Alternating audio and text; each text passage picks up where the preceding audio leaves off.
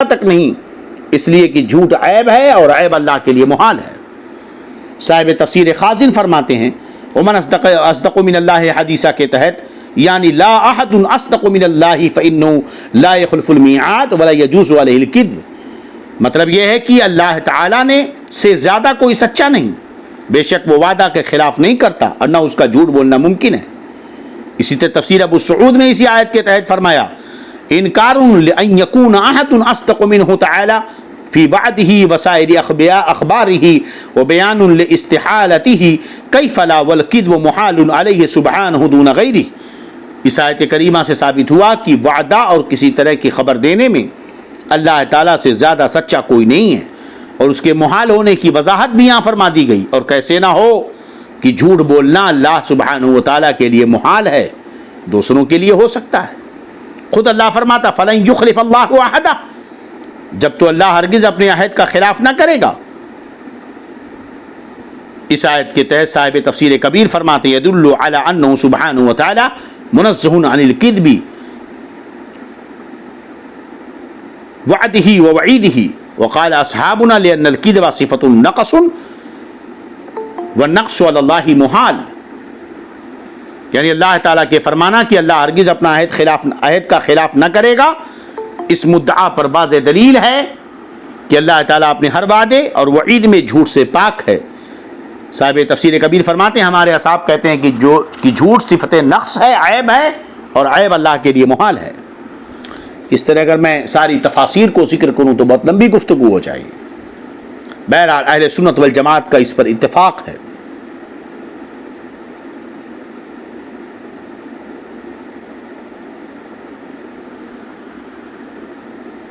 یہاں تک فرمایا تفسیر کبیر المؤمن لا يجوز ان يظن بالله الكذب بل يخرج بذلك عن الایمان،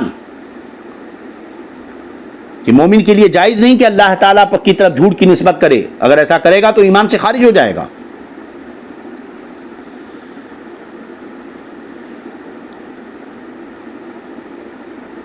جھوٹ باجماع علماء محال ہے کہ وہ بالاتفاق عقلاً عیب ہے، اور عیب اللہ تعالیٰ پہ محال ہے۔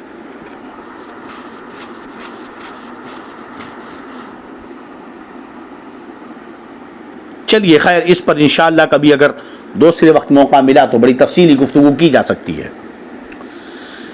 اب ان کا ایک عقیدہ اور بتا دیں کہ عقیدہ ان کا یہ ہے کہ نبی کریم صلی اللہ علیہ وسلم کو خاتم النبیین بمعنی آخر الانبیاء یہ نہیں مانتے۔ خاتم النبیین بمعنی آخر الانبیاء یہ لوگ نہیں مانتے ہیں، اور ہمارے نبی کو خاتم النبیین بمعنی آخر الانبیاء نہ ماننا یہ صریح کفر ہے۔ کیا یہ صریح کفر ہے؟ کیونکہ ہمارے نبی صلی اللہ علیہ وسلم کا آخری نبی ہونا یہ ضروریات دین سے ہے۔ چنانچہ اس کی کتاب ہے تحذیر الناس، اس کے صفحہ 2 میں لکھتا ہے، کیا لکھتا ہے کہ عوام کے خیال میں تو رسول اللہ، اس کے بعد وہاں سلام بھی لکھا، صاد لام عین میم، حالانکہ اس طرح لکھنا حرام ہے۔ سمجھ رہے ہیں کہ نہیں؟ مگر یہ کمینے ہیں۔ لکھتا عوام کے خیال میں رسول اللہ صلی اللہ علیہ وسلم کا خاتم ہونا بئی معنی ہے کہ آپ کا زمانہ انبیاء سابق کے بعد اور آپ سب میں آخری نبی ہیں۔ عوام کے خیال میں دیکھیے انداز کر، عوام کے خیال میں رسول اللہ صلی اللہ علیہ وسلم کا خاتم ہونا یعنی خاتم النبیین ہونا بئی معنی ہے۔ اس کا مطلب یہ ہے کہ آپ کا زمانہ پہلے انبیاء کے بعد ہے اور آپ سب میں آخری نبی ہیں، مگر اہل فہم پر روشن ہوگا۔ یہ لکھتا ہے کہ اہل فہم پر، یہ خیال عوام کا، اہل فہم جو عقل والے ہیں، روشن ہوگا تقدم یا تاخر میں بالذات کچھ فضیلت نہیں، کہ آگے پیچھے ہونا اس میں بالذات کوئی فضیلت نہیں ہے۔ پھر مقام مدح میں ولیکن رسول اللہ و خاتم النبیین فرمانا اس صورت میں کیوں کر صحیح ہو سکتا ہے، جبکہ اللہ نے مقام مدح میں فرمایا، اور یہ کہتا ہے کہ یہاں کیا ضرورت ہے اس کی، معاذ اللہ استغفر اللہ۔ ہاں اگر اس وصف کو اوصاف مدح میں نہ کہیے اور اس مقام کو مقام مدح نہ قرار دیجئے تو البتہ خاتمیت باعتبار تاخر زمانی صحیح ہو سکتی ہے، گویا کہ تعویلیں کرتے ہوئے گھوم رہا ہے۔ سمجھ رہے ہیں کہ نہیں؟ تو دیکھو پہلے تو اس شخص نے خاتم النبیین کے معنی تمام انبیاء سے زماناً متاخر ہونے کو خیال عوام کہا. یہ کہا کہ یہ عوام کا خیال ہے. کیا کہا؟ یہ عوام کا خیال ہے. اور یہ کہا کہ اہل فہم پر روشن ہے کہ اس میں بذات کوئی فضیلت نہیں ہے نا.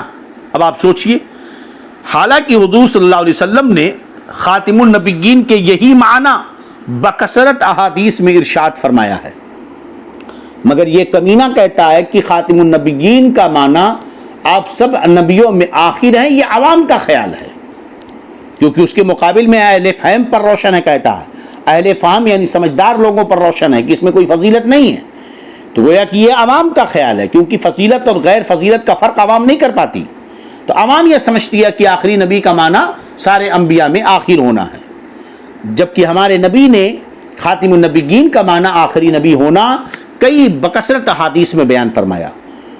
تو گویا کہ سرکار کا یہ خیال ہے، سرکار نے یہ تعلیم دی کہ آخری نبی خاتم النبیین کا مطلب آخری نبی ہونا ہے. انا خاتم النبیین لا نبی بعدی، میں آخری نبی، میں خاتم النبیین ہوں، میرے بعد کوئی نبی نہیں آئے گا. اور اس خیال کو اس نے کہا یہ عوام کا خیال ہے. تو معاذ اللہ اس نے ہمارے نبی کو اور تمام صحابہ کو عوام میں داخل کر دیا. ہمارے نبی کو اور تمام صحابہ کو، تابعین کو، تبع تابعین کو، محدثین کو عوام میں داخل کر دیا. یہ کفر ہے؟ یہ توہین ہے کہ نہیں توہین ہے؟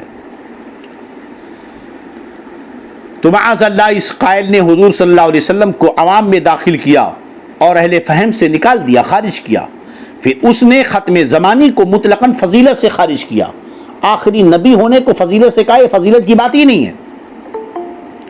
حالانکہ اسی تاخر زمانی کو حضور صلی اللہ علیہ وسلم نے مقام مدح میں بیان فرمایا، تعریف کے مقام پر بیان فرمایا ہے.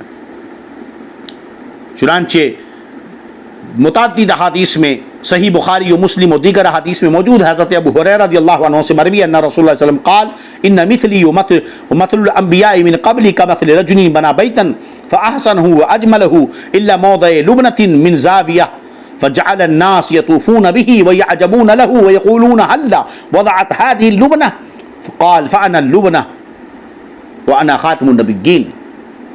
میرے نبی فرماتے ہیں، حضرت ابو ہریرہ راوی ہیں کہ سرکار دو جہاں صلی اللہ علیہ وسلم نے فرمایا کہ میری مثال اور مجھ سے پہلے کے انبیاء کی مثال اس شخص کی طرح ہے جس نے ایک اچھا گھر بنایا، خوبصورت، بہت اچھا اور بہت خوبصورت، مگر بڑا حسین و جمیل گھر ہے، مگر ایک جگہ جو ہے اینٹ کی خالی ہے.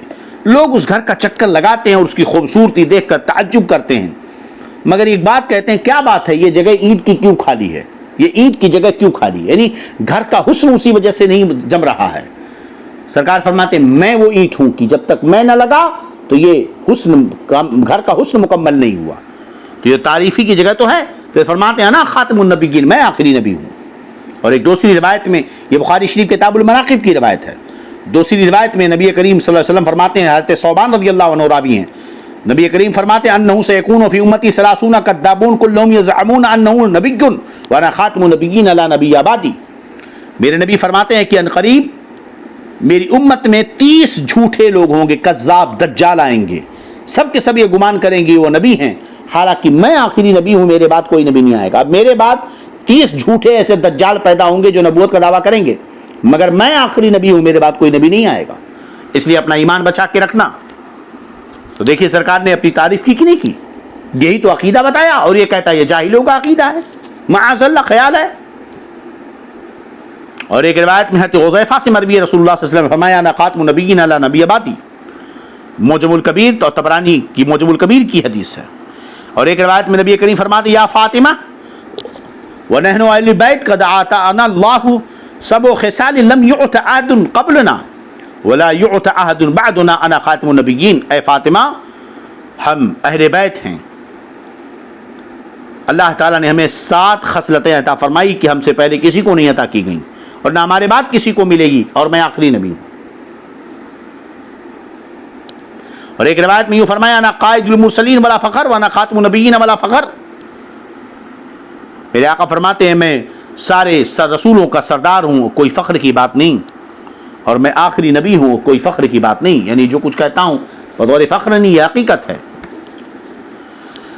تو سرکار نے ساری چیزیں تو مقام مدح میں بیان فرمائی. مگر یہ کہتا ہے اس میں کوئی فضیلت ہی نہیں ہے۔ پھر اسی کتاب کے صفحہ 4 پر لکھتا ہے آپ موصوف بوصف نبوت بالذات ہیں۔ اب یہ بدتمیز کہتا ہے کہ آپ موصوف بوصف نبوت بالذات ہیں اور سوا آپ کے اور نبی موصوف بوصف نبوت بالعرض ہیں، کہ آپ تو وصف نبوت سے بالذات موصوف ہیں اور دیگر انبیاء جو وصف نبوت سے موصوف ہیں بالعرض ہیں۔ تو اس میں کہ دیکھو اپنی واہواہی مارتا ہے کہ دیکھو کہ دیگر انبیاء کی نبوت بالعرض ہے، یعنی نبی کے صدقے میں ہے نا۔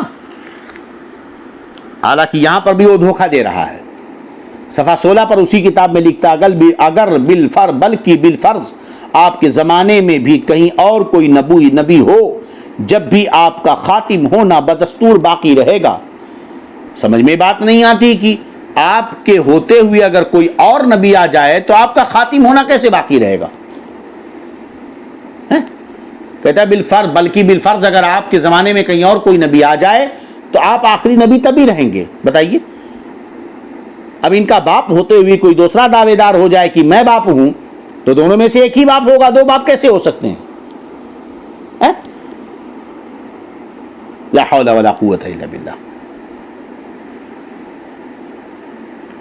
پھر اسی کتاب کے صفحہ 33 پر لکھتا اگر بالفرض بعد زمانے نبوی بھی کوئی نبی پیدا ہو تو بھی خاتمت محمدی میں کچھ فرق نہیں آئے گا، چہ جائے کہ آپ کے معاصر کسی اور زمین میں یا فرض کیجئے اسی زمین میں کوئی اور نبی تجویز کیا جائے۔ تو انہوں نے دروازے کھول دیے، چکر میں تھے کہ نبوت کا دعویٰ کیا جائے۔ رشید احمد گنگوئی جو ان کا مولوی ہے بہت پلان بنایا تھا نا، خاتم النبیین تک لکھا اس کے نام کے سامنے ان کے ماننے والوں نے، مگر یہ پلان ہی بناتے رہے اور مرزا قادیانی دعوے نبوت کر بیٹھا۔ گھر میں بنی پیر کھا لیا فقیر، گھر میں بنی کھیر کھا گیا فقیر ملا قادیان۔ یہ وہابی تبلیغی چکر میں تھے نبوت کا دعویٰ کرنے، مگر مار گیا ملا قادیان، رہ گئے یہیں پر۔ بتائیے کہتا اگر کوئی نبی تجویز کر لیا جائے تو خاتمیت میں کوئی فرق ہی نہیں پڑے گا، آپ آخری نبی تب بھی باقی رہیں گے۔ لا حول ولا قوت الا باللہ۔ لطف یہ کہ اس قائل نے ان تمام خرافات کا ایجاد بندہ ہونا خود تسلیم کیا، خود کہتا ہے یہ میری اپنی ایجاد ہے۔ چنانچہ صفحہ 34 پر لکھتا اگر بوجہ کم التفاتی بڑوں کا فہم کسی مضمون تک نہ پہنچا تو ان کی شان میں کیا نقصان آ گیا، اور کسی طفل ناداں نے کوئی ٹھکانے کی بات کہہ دی تو کیا اتنی بات سے وہ عظیم الشان ہو گیا؟ گاہے باشد کی کودکے ناداں بغلت بر ہدف زنت تیرے، کہ کبھی کبھی چھوٹا نادان بچہ بھی غلطی سے نشانے پہ تیر مار دیتا ہے، تو کہتا ہے کہ ہمارے بڑے بڑے ملا لوگ یہ بات نہ کہہ سکے، میں نے کہہ دیا تو اس سے بڑوں کی شان میں کوئی فرق نہیں پڑتا ہے، یہاں تو میری نظر پہنچی۔ کہتا ہے یہ میری اپنی پیداوار ہے اور لوگ اسے آج بھی اپنا پیشوا اور رہبر مانتے ہیں۔ پھر آگے لکھتا ہاں باد وضوح حق، اگر فقط اس وجہ سے کہ یہ بات میں نے کہی اور وہ اگلے کہہ گئے تھے میری نہ مانے اور وہ پرانی بات گائے جائیں تو قطع نظر اس کے کہ قانون محبت نبوی صلی اللہ علیہ وسلم سے یہ بات بہت بعید ہے، ویسے بھی اپنی عقل و فہم کی خوبی پر گواہی دینی ہے۔ چنانچہ یہیں سے ظاہر ہو گیا کہ جو معنی اس نے یہ تراشے ہیں سلف میں کہیں بھی اس کا پتہ نہیں چلتا۔ یہ جو اس نے تحذیر الناس میں جو مطلب نکالا اور بدتمیزیاں کی ہیں سلف و صالحین میں کہیں دور دور تک اس کا پتہ نہیں ہے، اور نبی کریم صلی اللہ علیہ وسلم کے زمانے سے لے کر آج تک جو سب سمجھے ہوئے ہیں اس کو خیال عوام بتا کر اس نے رد کر دیا کہ اس میں کچھ فضیلت نہیں ہے۔ اس قائل پر علماء حرمین طیبین نے جو فتویٰ دیا وہ حسام الحرمین کے مطالعے سے ظاہر ہے، اور اس نے خود بھی اس کتاب کے صفحہ 46 پر اپنا اسلام برائے نام تسلیم کیا ہے۔ مدعی لاکھ پہ بھاری ہے گواہی تیری، ان نام کے مسلمانوں سے اللہ عز و جل ہم سب کو محفوظ فرمائے۔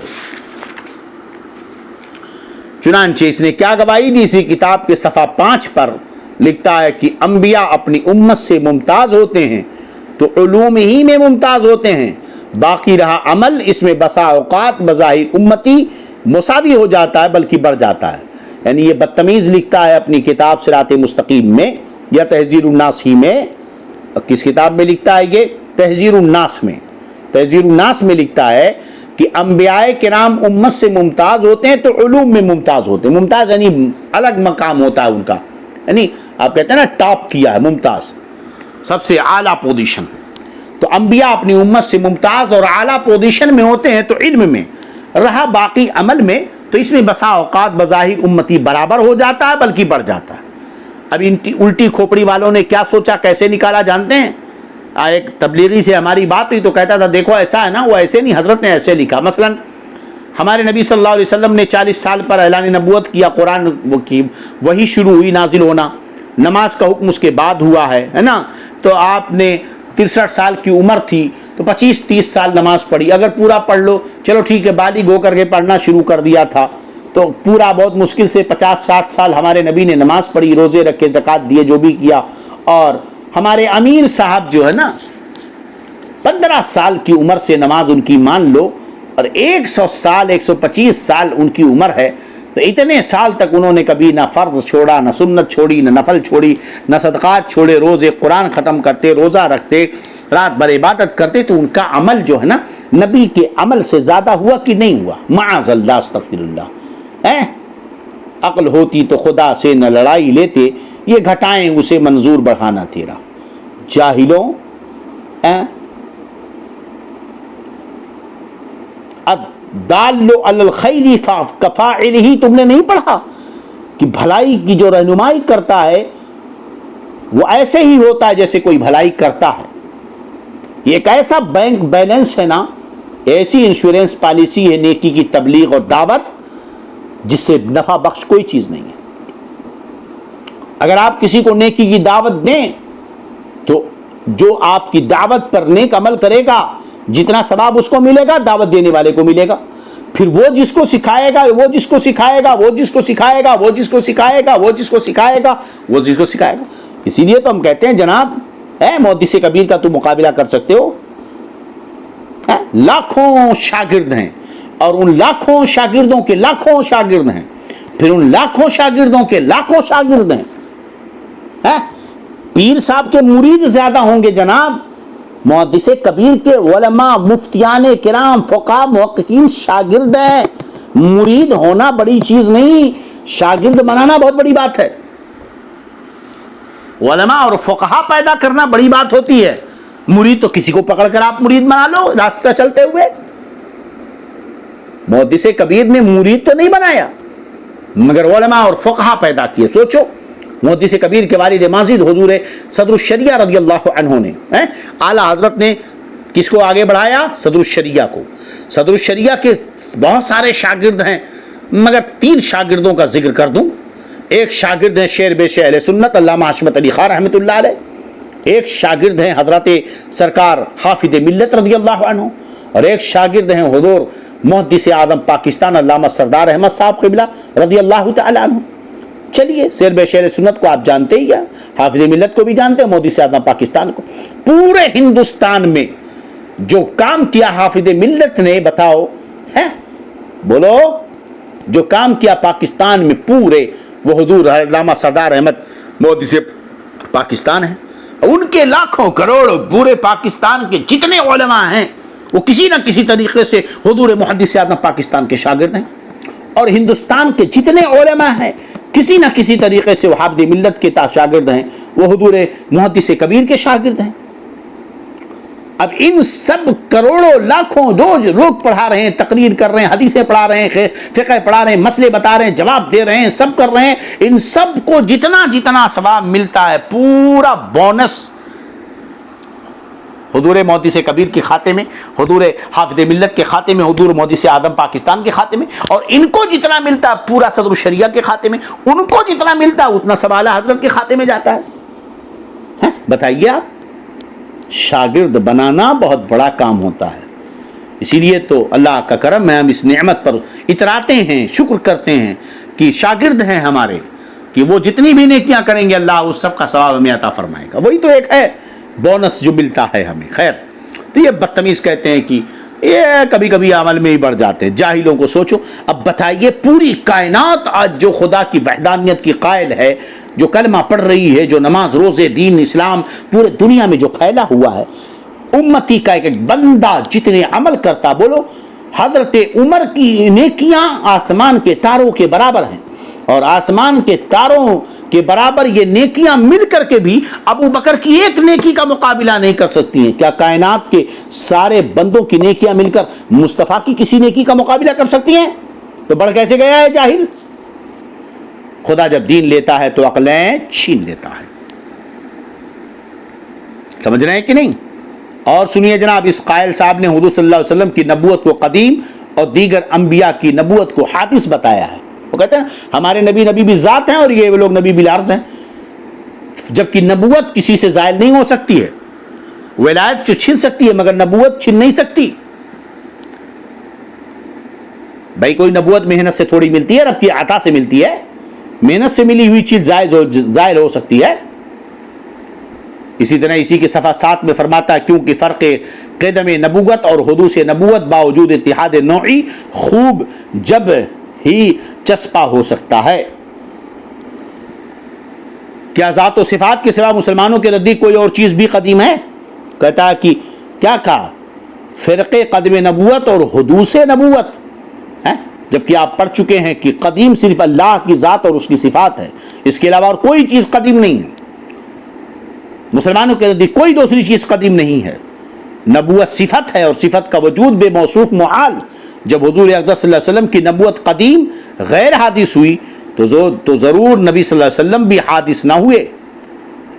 اگر نبی کی نبوت قدیم اور غیر حادث ہو تو نبی کریم بھی قدیم اور غیر حادث ہوئے, بلکہ ہمارے نبی ازلی ٹھہرے. اور ازلی ہونا دیکھو, جو اللہ عز و جل و صفات الہیہ کے سوا کسی کو قدیم مانے باجماع مسلمین کافر ہے. اعلی حضرت رضی اللہ عنہ نے فرمایا باجماع مسلمین کسی غیر خدا کو قدیم ماننے والا قطعاً کافر ہے. یہ مردود ہم پر الزام لگاتے ہیں, خود کی حالت ہے. ایک اور جگہ پر اعلیٰ حضرت فرماتے ہیں کہ ائمہ دین فرماتے ہیں جو کسی غیر خدا کو ازلی کہے باجماع مسلمین کافر ہے.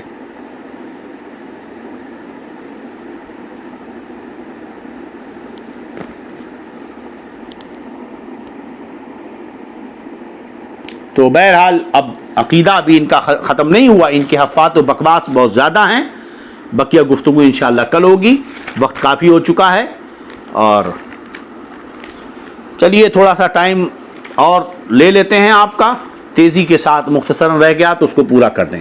اس گروہ کا ایک عام شیوہ یہ ہے کہ جس امر میں محبوبان خدا کی فضیلت ظاہر ہو, جس بھی چیز میں اللہ کے محبوب بندوں کی فضیلت ظاہر ہوتی ہے, طرح طرح کی جھوٹی تعویلات سے اسے وہ باطل کرنا چاہتے ہیں, غلط کرنا چاہیں گے, اور وہ امر ثابت کریں گے جس میں تنقیص یعنی کمی کا پہلو ہو.